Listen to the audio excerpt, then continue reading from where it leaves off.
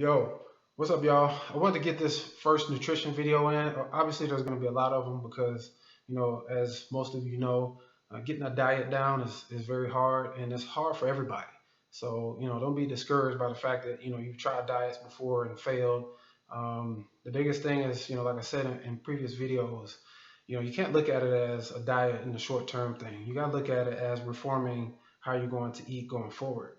And that doesn't mean, giving up all the foods you like forever, but you may need to for a period of time. For most people, you got to give that stuff up for, 2 or 3 days here, a week there, 2 weeks here. But you got to get to a point where you can get a couple of weeks of consistent eating, even if you plan a cheat day or two within that week. Plan those things and then stick to your diet all the other times. Because it's actually, if you can keep it, mostly 90%, in that 90 percentile of good meals to bad, then you'll probably make some progress for most people. There's only a very few, a small portion of people who have to have, that 100% accuracy in their diet. We'll get into calorie counting and things later, but this one's more about just that mental battle of conquering your nutrition from a mental standpoint. And I've trained dietitians and nutritionists, and everybody has that struggle with dealing with cravings and things like that. So don't be discouraged. It's a daily battle, and it's one that you have to renew on a regular basis. So you got to be ready to face that challenge every time you go out and you didn't plan and you didn't take your meal out with you, and now you're out searching for a meal in the middle of the day, and there's just really no good options. What do you do at that point? So you're gonna have those days, and it's just about trying to make the best decision, in those situations. So mentally, you got to plan for the long haul and not just plan on dieting for a couple of weeks. You got to plan on reforming your diet going forward and permanently, so that you're eating more good than bad, and significantly more good than bad. And if you are dieting and you're trying to lose weight, I tell people this all the time: pay attention to your weekends, because a lot of people, when you're on your schedule during the week, you do just fine. And then, you're on your schedule, you go to work, you get your workout in, and you eat at regular intervals because, your day is pretty much planned out. You got breakfast in the morning, you got lunchtime, and you got dinner. And you may have some snacks in between. But then the weekend comes, you don't really have a schedule. And that's where most people fall short. And so you can do good all during the week. And because you may weigh in once a week, you may do good all week and then get to the weekend, set yourself back. So say you lost 1.5 pounds over the course of Monday through Friday, and then over the weekend you gain 1.5 pounds back. So you basically just reset, the scale. And so I tell people all the time: either get that workout in on the weekend, keep one day kind of on schedule, get you a workout in, stay active, um, or cut your calories back on the weekend. If you're not doing anything over the course of the weekend, don't eat the same amount that you ate, during the week while you were doing, while you were being active, working out, and all those types of things. So those are things that you have to be mindful of to make it successful in the long run. And you're gonna have, peaks and valleys regarding your weight. Your weight's gonna go up, your weight's gonna go down, your weight's gonna change inexplicably. You may have, stress in your life. May just be holding water based on your sodium intake, or whatever your diet may be. So you have to understand those changes and how they're happening and why.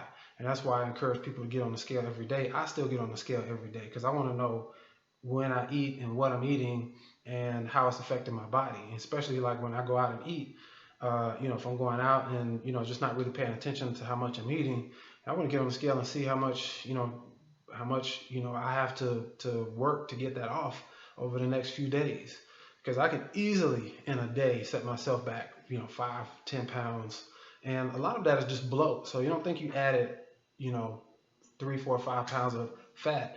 It's just bloat. So you really have to give your digestive system a chance to clear all that out. You're probably retaining water because you had a lot of sodium, probably had a lot of carbs, so you're just carb overloaded, and your body has not processed it yet. Your digestive system is just completely, somewhat backed up. And so I always encourage people: hey, if you did a gluttony of calories, then fast for half a day for 2 days, or fast for a whole day, because you got an excess of calories. So a fast is not going to hurt you. And I definitely encourage intermittent fasting, but I'm going to do a complete whole different video on that. But the point of this video is just to keep you mindful of your diet and know that it's an ongoing struggle for everybody to stay consistent. But you just got to work at it until you find your rhythm and what works for you. So, and this is not, like I said, this is not a diet. This is a lifestyle change. And you make sure that you plan times where you don't have to think about what you're eating, but you plan around it based on your schedule for that day and your schedule for the days prior to and the days after. So if I know I'm going to have a weekend where I'm not thinking about when it's a birthday weekend or something like that, this birthday weekend I know I'm going out to eat, I'm probably going to, light snacks most of the day to keep my metabolism going, but not eating a whole lot, because I know I'm going to eat, 3,000 calorie meal, or, 2,000, 3,000 calorie meal. So, and then the following day I may have to fast, depending on how much weight or bloat that I added. So I plan around those things so I can get my weight back down to where it needs to be quickly, so that those excess calories don't turn to fat. Because those excess calories, if you don't use them, your body's going to store them as fat. So you don't want those things hanging around for a long period of time. So if you go out and eat and add a bunch of calories, then you need to make sure that you burn those off. So whether it's a 2 a day for a couple of days after that, whether it's fasting, no matter what it is, don't buy into the starvation mode. Body's not going to go into starvation mode a day after you've been gluttonous and eating a whole bunch of food. Matter of fact, there's scientific studies that show that fasting, actually your body will actually produce more growth hormones during the fast. And so intermittent fasting, like I said, it's a great idea, but fasting the day after a weekend of eating too much, or cramming too many calories is always a great idea, because for the most part it's calories in and calories out. There's some fine tuning in there, and all calories are not created equal. Again, that's going to be another video, because there's a lot you can talk about when it comes to food and dieting. Macronutrients and carb loading and low carbs. I mean, there's a whole lot we're going to talk about, over the course of, time in future videos. But today we're just focusing on making sure you focus on the diet, and you can't just ignore it. And at some point, you're going to need to know roundabout how many calories you can eat over the course of a day. At first I tell people, if you're a beginner, just clean it up. Clean up what you're eating. And the times that you're eating out, because people think, oh, I went to Chick-fil-A, or as a trainer, you get people who come to you and you're like, hey, what'd you eat? I ate a chicken sandwich. And then you're like, okay, what kind of chicken sandwich? Oh, it's a fried chicken sandwich. No, that's not sufficient. Fried chicken sandwich that you ate out is going to slow your digestive system down. And speaking of digestive system, your metabolism may be fast, but your digestive system may not be as fast. Or you could put things in your digestive system that can slow it down. Most people are actually lactose intolerant. And while it may not upset your stomach, it can slow your digestive system down to a crawl. So over the course of days, you may add a few pounds because your digestive system has slowed down because it hasn't processed, those dairy products. So another reason to get on that scale every day to see what works for you and what doesn't. Because everybody, you may have food allergies that are undetectable based on how you feel, but your body may know, and your body may start to retain water, or your body may slow your digestive system down. You may not number 2 for a couple of days. Those are things that you have to pay attention to.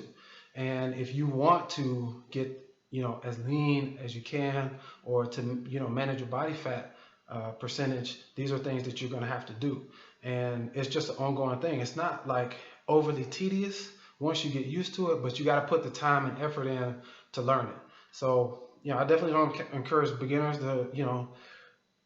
to start off being anal about calories, because most people aren't going to be consistent in doing that. But you need to have a roundabout idea. But at first, you got to start just cleaning it up. Clean up what you're eating. Take out all the complex carbs and the sugars and the bread. Some people and the eating out. So you want to cut that back as much as possible, because you never know what's in the food, the preservatives and things like that. So, and then there's emergency meal.